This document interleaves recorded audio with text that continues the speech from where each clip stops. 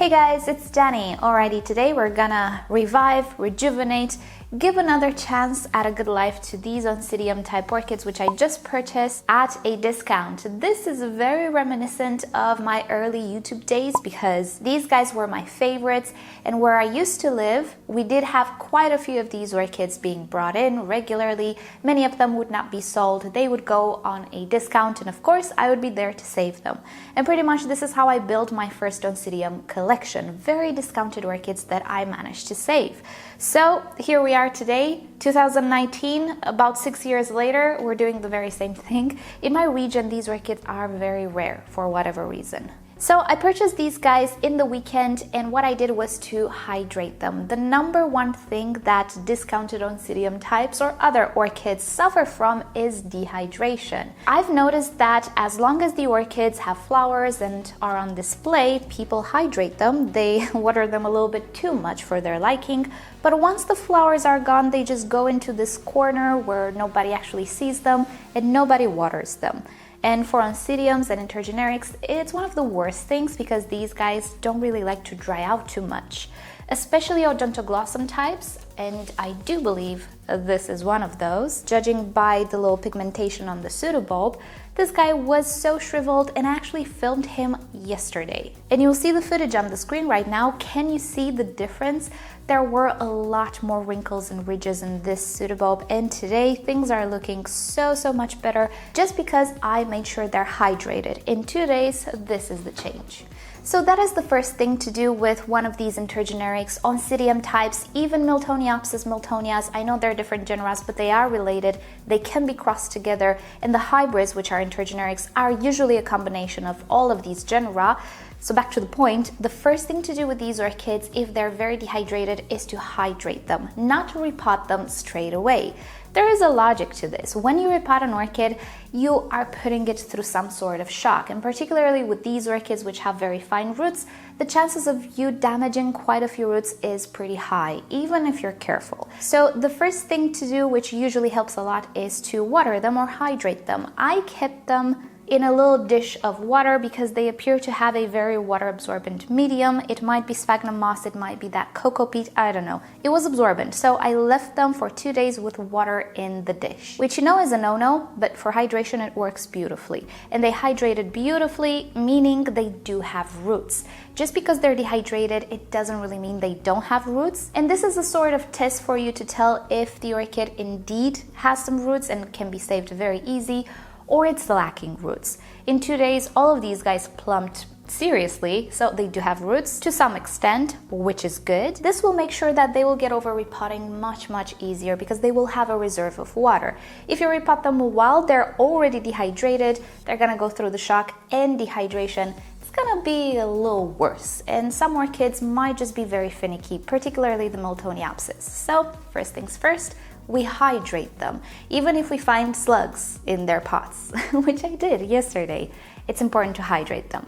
So here we are today, 2 days later. Just look at the difference hydration made. You don't need to keep them like soaked in water or soak the leaves or anything. I've seen techniques. I would not recommend that because these guys are already a little sensitive. They're already stressed. They have new growth. I wouldn't suggest you put water in the new growth. So work with the roots, not the leaves. Don't miss them. Don't soak the entire plant or things of the sorts. Just the root system. You can keep them in hydration mode 2 days, 3 days, it's okay. So with that out of the way and with my orchids very hydrated, I'm so happy about the result. Let's just start potting them, see what's what with the root system, and see how many slugs we find today. Okay, so I will start with this one, which looks like a Miltonia intergeneric, and I'm hoping it's a Bellara. What's funny is that the pot says Phalaenopsis extra large. These are actually pretty tiny pots and pretty tiny orchids, and definitely not Phalaenopsis. So there you have it. And no, I did not pay 20 euros for these. They were discounted. I wouldn't pay 20 euros for something like this. First things first, we need to remove the flower spike. It is spent, nothing more to expect from it. And for this, I'm going to try my new Fiskars that I unboxed yesterday. So what I will do is go very close to the base of the pseudobulb. Not enough to damage the orchid, but just close. Give it a good snip, and that was just buttery. And then remove this entire stake. I'm not reusing these because they're bamboo, they're already deteriorated, and I don't think I can do a good job in sterilizing them. I used to reuse them, then I kind of learned my lesson with the fusarium. I'm not taking any more chances. And then time to remove the orchid from the pot. I'm a little scared because we might actually have some creatures inside. But no, actually we don't. And as I suspected, this is that cocoa peat type of medium, which can work for a certain amount of time or under certain conditions, but long term, it's really not the greatest, particularly for home growing. It is actually very dense. This is a very heavy root ball here, and it's not the roots that are heavy. In my opinion, for home growing, this is not the easiest medium to work with. Being that these are all very water-loving plants, it can work under certain conditions.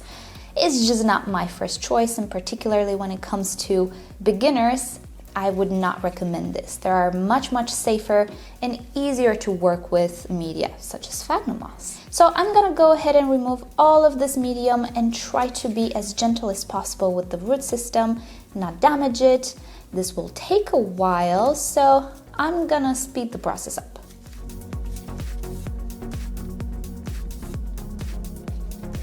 And we're back. This actually took much longer than I wanted. This medium tends to harden up and clump at the same time. It's really not my favorite medium to work with. And please excuse the noises in the background. I cannot really do anything about it, and there's no other time where I can record. Back to our orchid, I'm actually happy to see that I do have quite a lot of root tips here. So I did my best to try to protect them. I think I saved quite a lot of them. That's why I prefer to take my time when removing medium. I did have the sphagnum moss plug as well, and PS, I do have a video on how to remove sphagnum moss as gently as possible. Check it down below in the description. I did rinse the roots, and even though they don't look perfectly clean, it's the best I could do. This medium really sticks. It's just, I don't like it. Anyway, now it's time to spray hydrogen peroxide on the root system because, well, I'm pretty sure we have some snail eggs or even bush snails here. So hydrogen peroxide makes sure that I don't have any more snail issues in the future. So let's just do that really fast. So when I'm spraying hydrogen peroxide, I make sure to reach all of the roots, but also in between the pseudobulbs. I don't need to spray new growth or anything of the sort. Snails only sit where it's moist. And in between the pseudobulbs here, there can be some moisture, but further up, there's no moisture. Rarely will you see them there. So my orchid is fizzing. I'm gonna let it fizz and prepare my pot in medium. Alrighty, so the pot I will be using is a slotted pot which is transparent. This is from Repotting. We saw it yesterday. It is their 4-inch pot.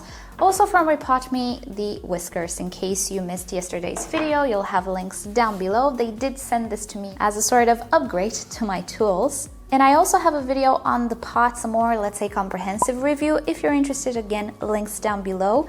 I think this will be enough for now for this orchid.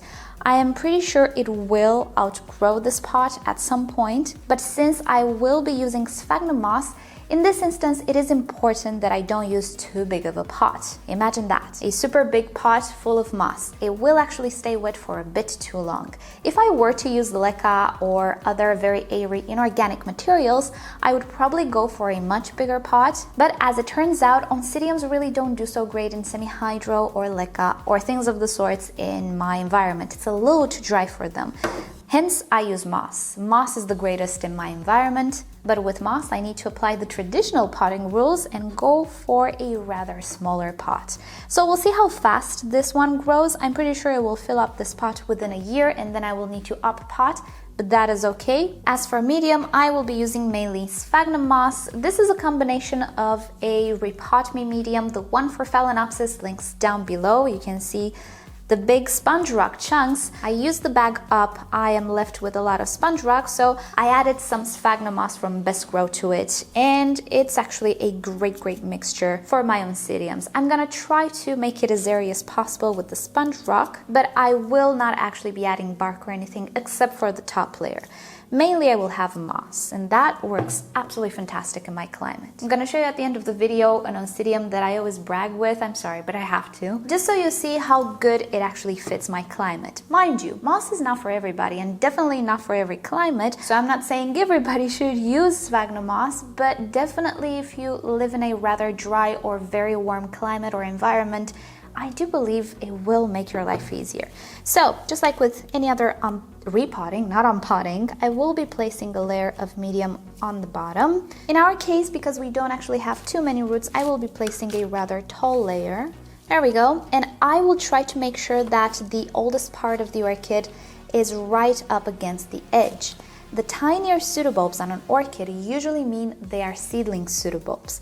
Tiny pseudobulbs can happen if the orchid is set back, but new orchids are not generally set back. They're sold when they're in their prime. So with sympodial orchids, the new growth will always come from the biggest pseudobulb, the one that was in bloom typically.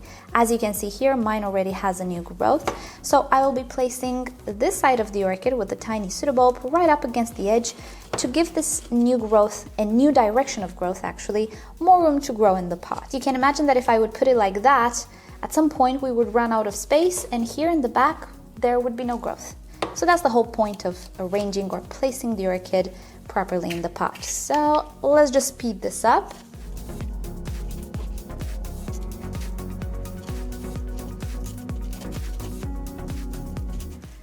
And at this point, I could actually leave it like this. Many people actually leave their orchids like this, but I prefer to use a top layer, meaning a layer of a different medium on top of everything, because in my area, I discovered that algae are rampant, much more than in other areas. Maybe because I live on an island, I don't know, but there are a lot of algae spores in the air and they just take over everything. And I did have new root tips actually being affected by the algae on top of the medium. So for me, top layers are a bit of a must, but if you're ever in the situation, you might actually not need a top layer, unless you like the looks of it or you have algae issues, which actually pose a threat to orchids. So I'm going to be using some Repotting medium for Phalaenopsis.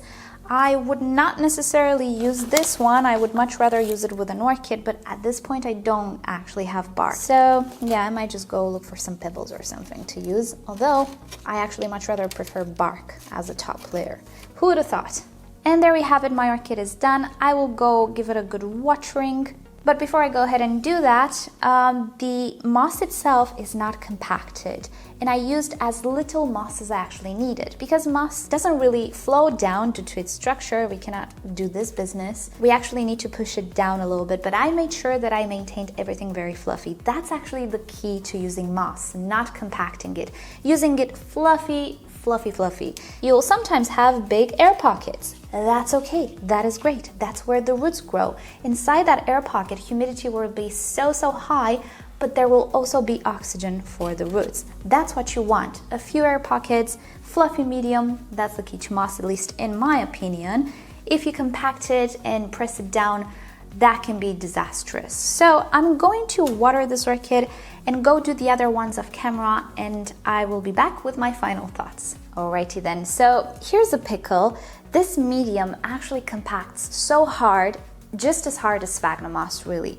The problem is when you try to remove it, it's really not easy. You know, sphagnum moss is made up of strands. If you pull on one, you usually pull on an entire section of that compacted moss. Well, this thing, it's just like proper peat moss. So it will take a small eternity for me to do this. This will be a project for later on in the day because I do have some chores to attend to. So I will actually do these orchids later on in the day because this is a project where I need to take my time. Just look at the beauty of these roots. Okay, so this one was actually not all that difficult to unpot. I did it really fast off camera, sprayed hydrogen peroxide, pretty much the same thing that I did with the other one. With this one, on the other hand, I shall be going for a 5-inch pot, which is one size bigger than the other one. What is the difference? Well, the difference is me and her, we know each other. I do have a funny suspicion this is a Catatante. It was an orchid that I used to have a long time ago and I lost. I have been searching for it really. I did find a dried little flower next to this orchid and it looked very much like that one. Also, pseudobulbs are big. I know what it's capable of. So even though I told you in the previous case that it's better to start off with tinier pots when you're using moss, when you're dealing with orchids which you know what they're capable of and you know they can outgrow the pot in a matter of 3 months, then skip that idea.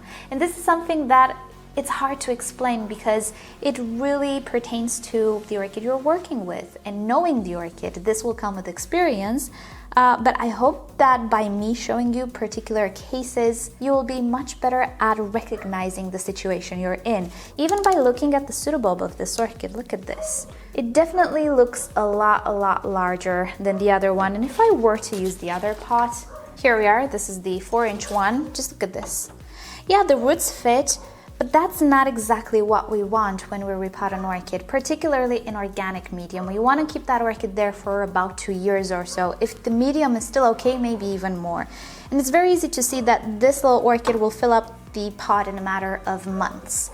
At least for me, it's easy to see. I had it happen with a cherry baby. And after 3 months, no joke, I needed to repot it again because it took over the pot and I had issues hydrating it. And you might say, well, okay, we're gonna repot it once again after 3 months. Not the greatest of ideas because already the roots are taking over. They might be going through the drainage or aeration holes. They're already kind of holding on to that plastic. Even if you're not gonna remove the bark or whatever medium you're using, you're still gonna stress the orchid midway, mid-growth. And I don't like to do that. So in this case, it is a judgment call. I don't believe there are strict rules that you can apply to everybody. So saying that you should always use smaller pots than you need to might actually be detrimental in some cases. I'm not of that mentality. So this is one of those cases in which definitely I would not go for a tiny pot. I think in a few months we're gonna look at this orchid and say, oh my goodness, as you will see at the end of this video with another orchid. So let's do the same routine. Again, placing the orchid with the older growth, the smaller pseudobulb, at the edge of the pot. And here we are, these are my 2 little orchid. It is time to end because the level of noise is getting out of hand. I need to wake up much earlier than this. I think this week it's one of those weeks. Anyway, these are my 2 little orchids potted. I actually ran out of moss, so the other one, this one, will have to wait until my order arrives, but that's okay. We took a look at the root system, we saw everything was okay, and as long as I maintain it watered, everything should be okay. With these pots that have moss, I usually use a decorative pot to maintain shade and limit algae. So I don't have one for that, I'll have to buy, but that's pretty much how I keep all of these pots in moss. Now I told you that at the end of the video, I'll show you what happens when you use moss correctly and it actually has synergy with the environment and the orchid you're working with. Behold, this is my Oncidium, Oncidopsis, I'm not sure exactly. It's a no ID at the end of the day, but its commercial name is Cheyenne. Ta-da! What we have here is actually full sphagnum moss. I don't think I even used perlite in this one. So yeah, that's how roots should look like. And this happened just because moss worked great with her watering needs and my environment. I tried semi-hydro with this orchid, didn't work out. I kept almost losing it for about a year, and then I switched it to moss and it did the trick. So in certain conditions and environments, moss can be absolutely great. Other materials can work great as well. Just note that Oncidium intergenerics and these types of orchids usually prefer more moisture and they're more tolerant to less aeration than a Cattleya would be, for example, or even a Phalaenopsis, the complex hybrids.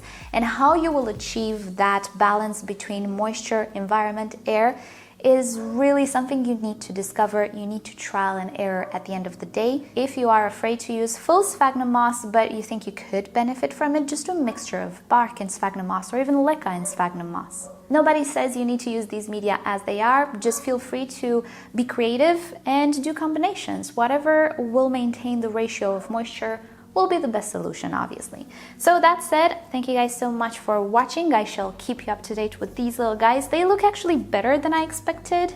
They really aren't as sick as we thought. They were just dehydrated at the end of the day, and I do believe this setup will work great for them, particularly in summertime. I'm so happy to redo my Oncidium collection. I lost the vast majority of my Oncidiums about 3 years ago with the Fusarium outbreak. So it's been a journey to reobtain them because they're just so rare in my area. So weird. So I'm really hoping these guys will be something that I used to have and I want to have again, or something totally new. I don't know. I'm a sucker for Oncidiums and I know them so well that I kind of recognize what they could be, but hey, there's always surprises. So I'll keep you up to date when they will bloom. It's gonna be a surprise for all of us. And with that said, let's end it here. Thank you so much for watching. You know the drill, like or dislike this video below. Subscribe to my channel for regular orchid videos, tutorials, Q&As, and other fun orchid subjects. And if you like YouTube to notify you whenever I upload a new video, just turn on notifications for my channel. I need to breathe. Also, if you're curious about what I use on a regular in my grow space, just check the description. I list everything there. And with that said, I'll see you guys next time. Bye.